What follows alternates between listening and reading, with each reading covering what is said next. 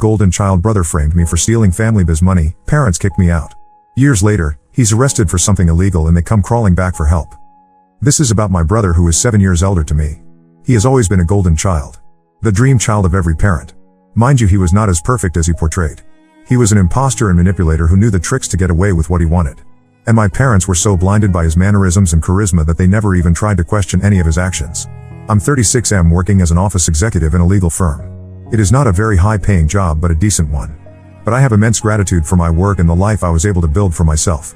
If you know my history, it would be hard to believe that I would ever overcome my miserable life and make a living. You see, I come from a renowned family. My great-grandfather was one of the first few drug manufacturers in the city. He had many children and grandchildren, which led to us having a huge family, and now that manufacturing business has been divided into several subunits which are taken care of. My father, my uncles, and several other are second and third cousins of the family. My father inherited a medical warehouse from where the medicines are supplied to retail chains and individual drugstores. Coming to my generation, we are two brothers. My elder brother, who would be the subject in the subsequent part of my story, is a doctor, and I, the younger one, is no one. Yeah, I hold no family portfolio, nor do I have any medical degree which my family wanted me to have. In fact, I hold no reputational degree that is suitable for my family's legacy. I'm just a graduate who somehow crawled to the college finish line. Not very proud to say this, but I completed my 3-year college program in 5 years. Was I dumb? Perhaps. I was a loser with zero self-esteem. While I'm not trying to whitewash myself, it's true that my parents had a lot to contribute towards my almost failing life. As I said, my elder brother has been a golden child ever since he was a kid. He was a school topper, won medals and trophies for academics and sports, and helped Dad at the warehouse while still in school. He was / the epitome of intelligence and goodness. He's 7 years elder to me, so by the time I even understood what competition was, he had set the bar so high that I never aimed to match it. I had given up even before trying. I knew I could never be as good as him, so I never even tried. In that way, I was never jealous of him or had any bad feelings for him. As far as I remember, we shared a pretty normal and healthy bond as brothers. Growing up, I mostly found him to be busy with his own stuff, studies, work, and friends. You can well imagine growing up with a golden child like my brother. I was subjected to constant comparison and mockery by my family and relatives and even the teachers in the school. That's what happens when you go to the same school as your topper brother. I was an average student, unlike my brother who was a topper. I wasn't good at sports either. I wasn't overweight but not that fit to be picked up by the school team.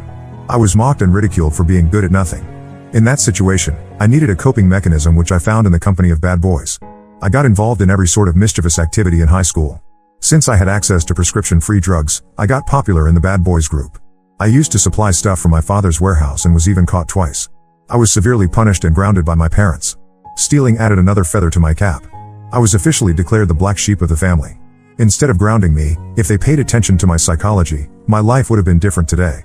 After high school, I was forced by my parents to take a course in medicine, but I refused. I knew that I suck at studying. I took up an accounting degree, which annoyed my parents. They despised me for choosing a substandard career.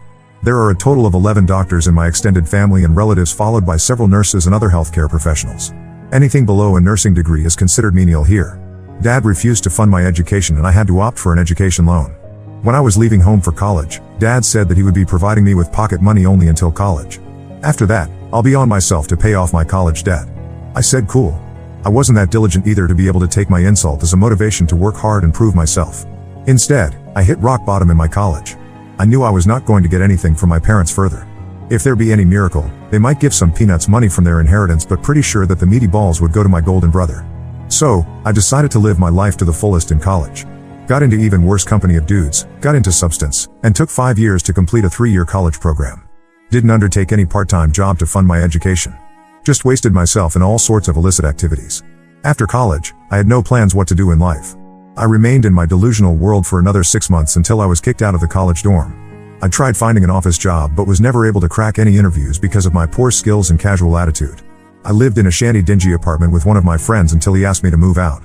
Hopped onto another friend's couch for a few more months. It got worse when the bank started chasing me to repay the education loan. I didn't have money for a hamburger. How was I supposed to pay off my debt? Dad had stopped sending me money long back. I was on my own. I took some odd jobs, but the money was so low that it could barely keep my body and soul intact. I begged and borrowed time from bank officials until they sent 2 heavily built collectors at my door who pulled me by my collar and gave me 15-day ultimatum to pay the mortgage. I was shit scared. I couldn't run anywhere. I had nowhere to run. I called up my mom and begged her to help me out, but she hung up on me saying I deserved this. Then I called up my only hope in that situation, my brother. He was a successful doctor by then and had his own clinic. He said he needs time to think about it. I told him about my urgency and promised to return the money as soon as possible. I know I was a wasted guy who couldn't be trusted with money. So, if he had refused to help me in that situation, it would still have been better, but what he did was far from my imagination. A week later, he called me. He said he was able to arrange the money and asked me for my account details. Without thinking twice, I gave him my bank details, with PIN and password. Yeah, naive me. Or maybe vulnerable me. The next day I received a text message that my account had been credited with money which was like 4x of my entire education loan. I was surprised. I called him up to ask why he would send so much more money than I needed. He said he liquidated his asset and the entire amount came to my bank account. He said he would leave the money I needed and transfer the remaining to his account. For that, he needed full access to my account. I readily agreed and gave him all the data he needed. Like he said, he withdrew all the money, leaving the amount I would need to pay off my debt. I paid the debt and felt like a mountain being lifted off my shoulder. My happiness was short-lived because within an hour I got a call from my dad, yelling and abusing me like a maniac and asking me to take the first bus home. He was accusing me of stealing the money from the family's business account. I had no clue what he was talking about. It didn't even hit me that my brother would have been involved in this theft, and I was just being a scapegoat until I reached home and witnessed the chaos myself. I was welcomed by a harsh slap by my father, followed by something I could only describe as mental abuse. They accused me of siphoning off the business fund and using it to pay off my debt. I was astonished. They knew I was struggling to pay off the debt. Dad noticed suspicious activities in his business account, and when he reported to the bank, he got the information that the money was transferred to my account. Dad told my brother about it and he made up the story that I had stolen that money. He also pulled up my bank statement to frame me as a thief. I was lost for words when he meticulously described the details. My entire, extended, family was present and I could see disgust in their eyes. I fumbled and whispered, "Bro, it was you who transferred that money to my account." He acted as if I mentioned some ghost. He denied having any involvement in this. I called up the bank asking for the information in whose account the money was transferred from my account. The official said it was some untraceable private account and had no details. Whereas the business account of my father clearly showed that the money was transferred to my account. So my brother used my details to transfer the money from my father's business account to mine and then later transfer the money to his private account without leaving any footprints. Wow. I couldn't believe that he would stoop so low to fulfill his selfish motives. I pulled him at the corner and asked him to come clean, but he was an imposter. He denied everything. My parents came to his rescue. He was their golden child. Some of the family members believed that I couldn't steal money, but they had no reason to support me. They asked me to get the money back, but I had no means to trace it. Dad was calling up the cops to sue me, but brother stopped him, saying it would ruin the family's reputation. How smart of him. I thought it was his guilt, but no, he was just being smart. If cops and the judiciary got involved, they might have dug the truth that my brother was behind all this. He posed this as a favor to me for saving him from cops and asked me to disappear from their lives. Despite being innocent, I felt like a criminal in everyone's eyes. I couldn't face anyone present there and ran away. I was literally running on the streets bawling. I still remember that evening when I was aimlessly running with my eyes and face covered with tears that I could barely see anything. I ultimately slumped on the sidewalk and cried like a baby. I walked for almost an hour before taking a bus to my condo. That day I pledged to never return to my family again and take charge of my life. It took me 8 years to build a decent life for myself. It wasn't easy, but the fire and anger kept me going. I wanted to avenge my humiliation, expose my brother, and rip my family apart, but I also knew I was powerless in front of them. My brother and my family had everything at their disposal to destroy me, and I had nothing. I didn't even have the money to afford therapy. I had almost forgotten most of this history, but something happened a few days back which brought back all the harrowing memories of the past. My sister-in-law visited me. Yes, my brother's wife. She showed up unexpectedly at my workplace. I couldn't recognize her. I had blocked all my family and relatives on social media. She somehow scavenged my coordinates and found me. She was here to seek help. She wanted my help to rescue my brother from prison time. He was being investigated on the charges of selling prohibited drugs. I asked her if she knew about our history. She nodded yes. She in fact confessed that brother had used that money to set up a side business of manufacturing and selling prohibited and illicit drugs. It got reported by someone. Brother got the hint from his accomplice and shut down the business a few months ago, but cops are investigating it and it is just a matter of time before he is arrested. I asked her why she had to run to me when there was an army of people in our family who could help her. She said that cops had shut down all the warehouses of my father and they are also being investigated. Cops suspect that dad is also hands in gloves with brother in this business. Their bank account has also been frozen. Extended family and relatives have curled up their sleeves to safeguard themselves. Of course, they don't want to be involved in this mess and suffer. But why me? Because I work for a legal firm and I can request an attorney to fight for my brother. Really? They think so. I'll help them out when he falsely framed me, humiliated me, and got me kicked out. She begged for my help for the sake of her children. I asserted that my family is dead to me and politely asked her to leave. My mind was worked up after she left. The next day my mom called me. She pleaded with me to help them out because as a family we should have each other's back. I burst out laughing on hearing her preachings. I asked her where was her family bonding shits for all these years when they treated me unwanted for all my life. She said, forget about the past, it's time to be together as a family. Such a hypocrite. I hung up on her and asked her not to call me again, but she dialed me again after an hour. She also left a voice note, don't be a baby and act like an adult for once. Yeah, that's right, I'm a baby. I don't intend to help them at all, but I don't feel good about their misery either. I had spent many months planning to avenge my humiliation, and now when karma is biting them, I don't feel happy about it. Update 1. The outreach and response to my post blew my mind. Thanks for all the empathy. Means a lot. You guys were right in saying that he deserved everything he got, and my parents also deserved to taste the bitterness they had been harnessing. Call me devil, but I decided to use this as an opportunity to avenge my humiliation. So when my mom called me next for help, I said I would come home and discuss this. I went home and they were all so loving and caring for me. I said I'm not here for any BS. Brother had moved in with wife and children to parents' house as his own property has been seized until the investigation is over. They all pleaded for help. Brother cried and tried to hug me. I blocked him, gesturing him to stay away. I said years ago when I was pleading for help, no one came to my rescue. I was being labeled a thief and chased out of the house. Brother said he was sorry for what he did with teary eyes. I said your crocodile tears and not helping here. I was tried in front of the whole family and relatives, so this sorry and confession should also happen in front of everyone. Mom yelled at me for calling for a show at the difficult time. I said not my problem. If they want help, they need to do this. Helplessly, they called up everyone, pleading with them to come. Most of the relatives had ghosted them and didn't respond. Some of them refused to come to avoid any trouble with the law.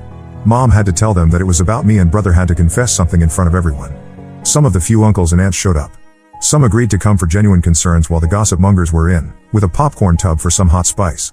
They were enough to spread the information to others. Brother confessed in front of everyone that he was the one who stole money from the family business to start his illicit side hustle and made me the scapegoat. And asked him why would he do that to his own brother.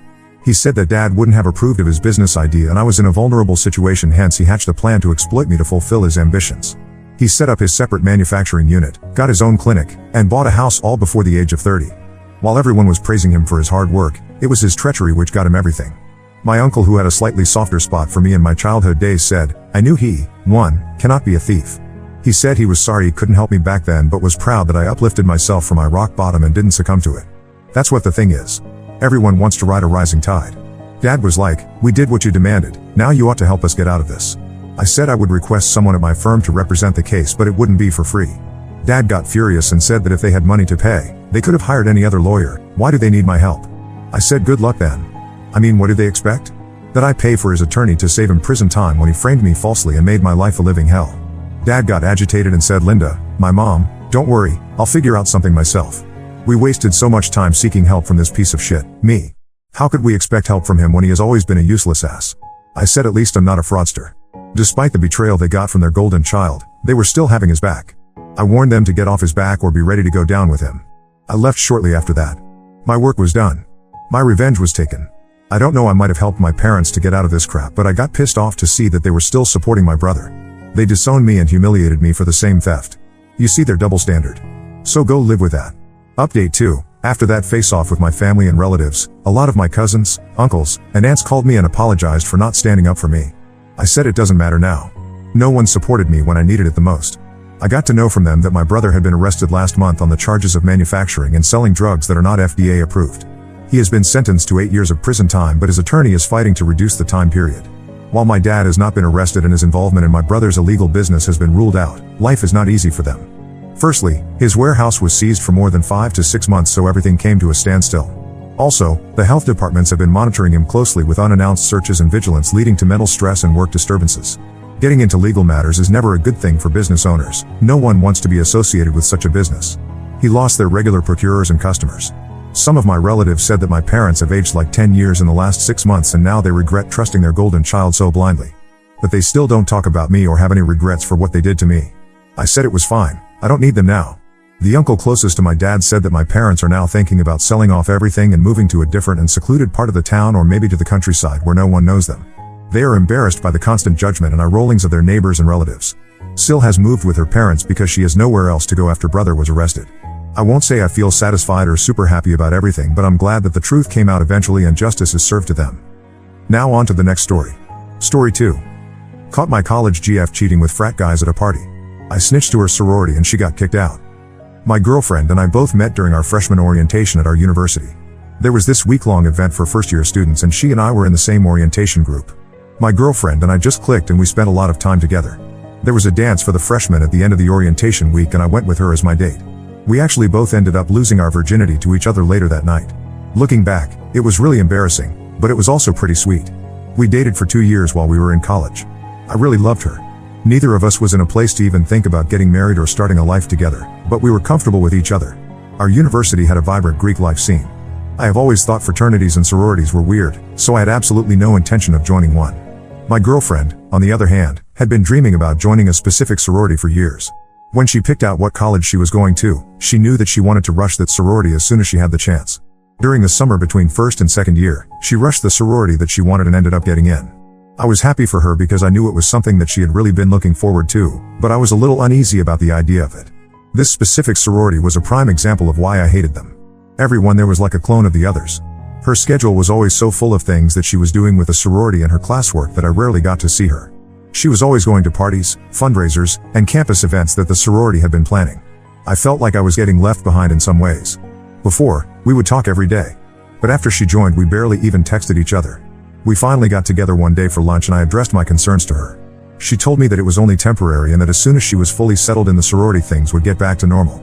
The last thing she wanted was to break up with me, she said. During that lunch, she started telling me about some of the crazy rules that the sorority had.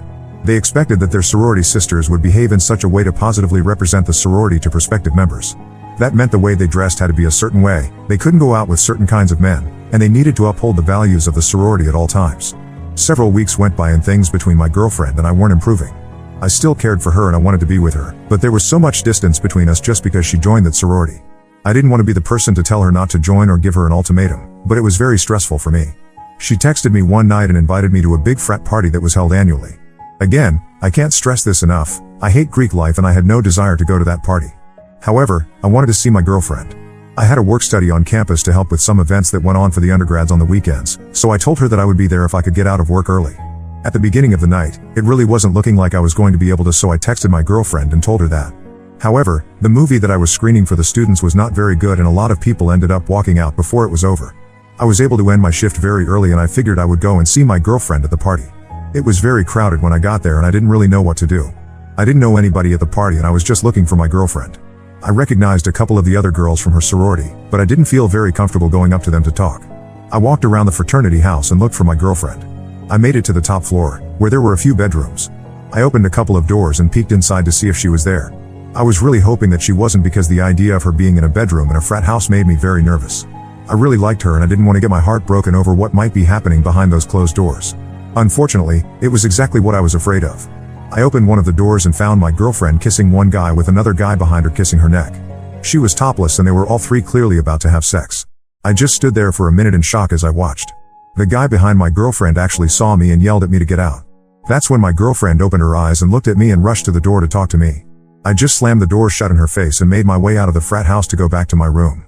She was blowing up my phone and trying to get through to me, but I didn't respond. I was hurt by what I saw. Part of me had expected it when I was walking through the hallway, but I was hoping it wasn't going to be real. There had been a lot of distance growing between us since the beginning of the semester and I guess I knew that we weren't going to last forever. But being cheated on really hurts. In the morning, I sent her a text message and told her that I didn't want to hear any explanations from her and that we were over. There was no excuse that she could have given me that would have made what she did okay.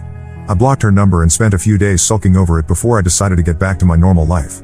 My mind kept wandering back to the code of conduct that she showed me over lunch a few weeks prior. With all of the ridiculous rules, I couldn't help but think that cheating on your boyfriend and having a threesome with 2 frat guys would be some kind of violation of the sorority's values. I knew how much being in that sorority meant to her and I wanted to hurt her and get revenge in some way. I ended up reaching out to the president of the sorority on Facebook and telling her exactly what happened. I didn't really think it would do anything, but if it could sully her reputation, that was enough for me. The president of the sorority just left me on read. A couple of weeks later I got an email from my ex-girlfriend cursing me out. I guess when I told the president about what happened, she decided to tell a lot of other sorority members. Everybody had started gossiping about her and talking about what she did and the rumors were spreading throughout the sorority. She felt so uncomfortable that she ended up leaving. She blamed me for it and told me about a whole host of opportunities she was going to be missing out on because she was no longer in that sorority. I don't know if she thought I was going to feel bad about it or what, but I didn't. In my eyes, that was just the consequences of her actions. If there were jobs that she would miss out on after college, that was entirely her own fault, not mine. I ended up blocking her email as well and not talking to her for the rest of the time I was in college. There was a brief incident where we were actually in a class together. We realized that on the first day, but when I went back for the next class she wasn't there. I can only assume she dropped the class because we were in it together.